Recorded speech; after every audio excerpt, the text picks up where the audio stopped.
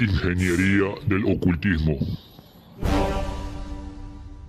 Buenas mis lores y mis ladies, bienvenidos al canal. ¿Cómo están? Espero que muy bien y que todos sus sueños se cumplan.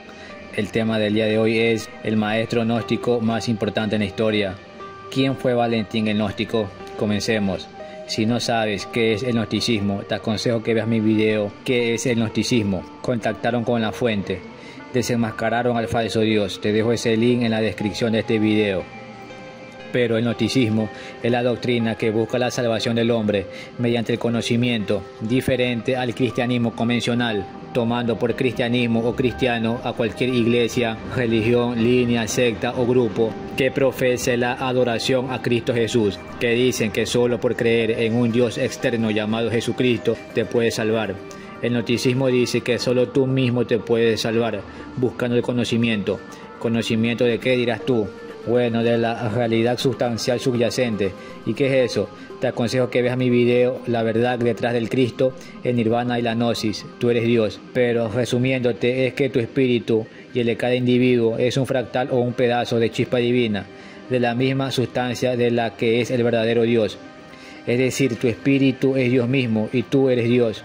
Ahora, dentro de esta doctrina llamada gnosticismo, han habido muchos maestros, pero hubo uno tan importante que casi es elegido como obispo de Roma. En pocas palabras, casi llega a ser papa. Este hombre, este maestro, era Valentín el Gnóstico. Fue un gnóstico egipcio del siglo II, cuya escuela constituye la rama más importante y sistemática del gnosticismo de esa época. La verdad es que se ignora la fecha de su nacimiento.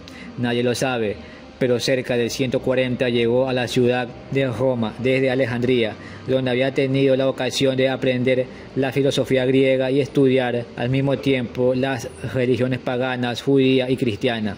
Es un hecho dicho por expertos que en la ciudad de Alejandría había una establecida ortodoxia cristiana y al mismo tiempo una fuerte tradición gnóstica.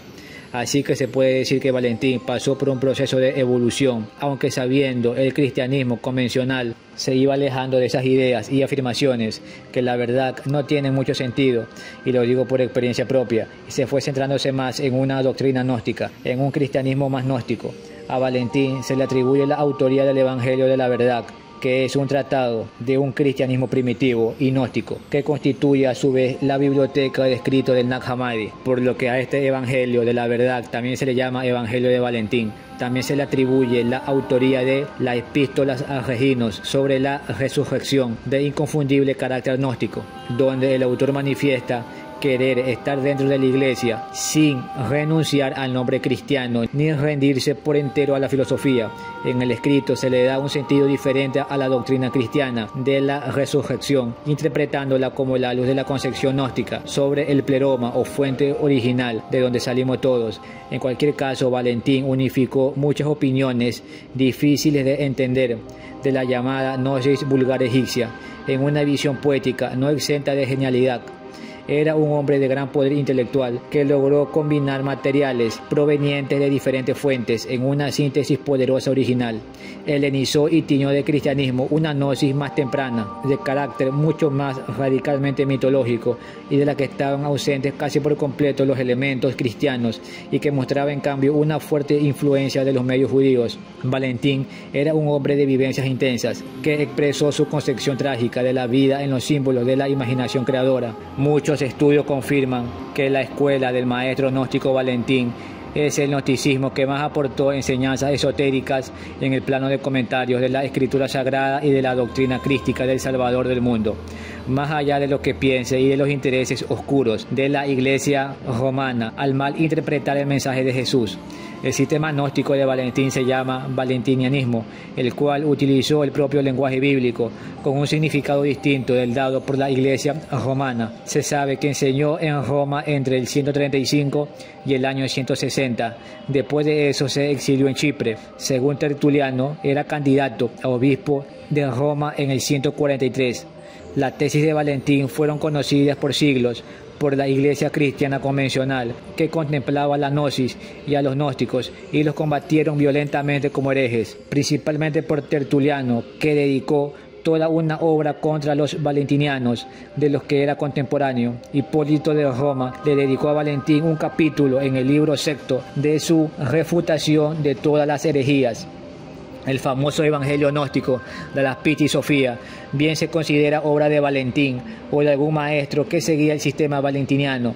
El sistema de Valentín se divide en dos líneas, la Ítala y la Anatolia. La Ítala es donde pertenece Ptolomeo, maestro gnóstico y discípulo de Valentín, que escribió el texto gnóstico, la Carta a Flora. En la Anatolia destacan Marcos, Ascónico y Ardesianes como discípulos de Valentín. El sistema valentiniano dice que en la preexistencia existía el perfecto eón, el abismo. Podemos decir que la fuente original, el cual estaba en silencio hasta que concibió la idea, enoia, de emanar, y por medio de silencio dio a luz a un par de sisigia, de eones, mente y verdad, dando así lugar a la cuaternidad primordial. La mente y verdad, queriendo glorificar al Padre, prosiguieron las emanaciones hasta llegar a un total de 30 eones plerómicos. El último de estos es Sofía, la sabiduría. El primer eón, el nous o mente, puede contemplar el abismo, experimentando así un gozo infinito, mientras los demás deben contentarse resignadamente con el mero deseo de contemplarlo.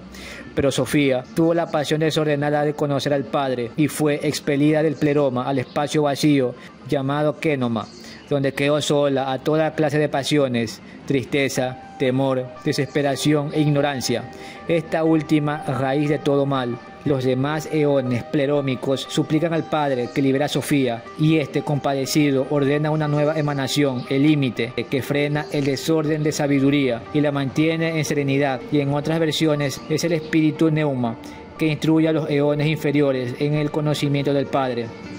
En gratitud por tan gran beneficio, la pluralidad de los eones aporta cada uno lo más perfecto de sí para producir el fruto perfecto, el Cristo, que es enviado para reintegrar a Sofía, liberándola de sus pasiones. Pero de Sofía ya se ha producido una nueva sustancia psíquica, ya emanó ella misma a un ser llamado el demiurgo. Las pasiones de Sofía se han endurecido y constituido la materia, o sustancia ílica. El demiurgo organiza el mundo a partir de esa materia, pensando que lo crea a partir de sí mismo. El demiurgo es el que crea el mundo físico de la materia que había dejado Sofía indirectamente. Sofía, al ver al Cristo, se entusiasma y crea semillas neumáticas, espirituales perfectas, nuevos seres de luz a su imagen, las cuales las introduce en el soplo del demiurgo sin que éste lo sepa. Así que cuando el demiurgo crea al hombre físico y le da el aliento de vida, introduce estas semillas perfectas, estos seres de luz. Todos nosotros somos esas semillas perfectas, esos seres de luz, en pocas palabras. El demiurgo, en su ignorancia, no puede reconocer a Sofía, a las demás emanaciones y al abismo, así que se proclama a sí mismo el único Dios. Para Valentín y el sistema valentiniano, el demiurgo no era malo, solo era menos perfecto e ignorante. Por eso se proclama a sí mismo el Dios absoluto. El Cristo encarna en este mundo, se vistió de un cuerpo de materia material con la idea de ayudar a que las semillas vuelvan a la fuente. Encarnó en la figura de Jesús, enseñó cómo volver a la fuente. Esa era la verdadera enseñanza de Jesús y no la mal interpretación cristiana proto-ortodoxa de Roma impuesta en el Concilio de Nicea. Por cierto, mira mi video, el Concilio de Nicea, Constantino el Sanguinario, el inicio de la farsa llamada cristianismo. Te dejo ese link también en la descripción de este video. Gracias por haber visto el video. Dale un encabronado like al video y suscríbete para seguir subiendo más contenido. Y no te olvides de activar la campanita para que YouTube te avise cada vez que subo video. Sigue el canal en TikTok, el link está en la descripción. Pórtense mal.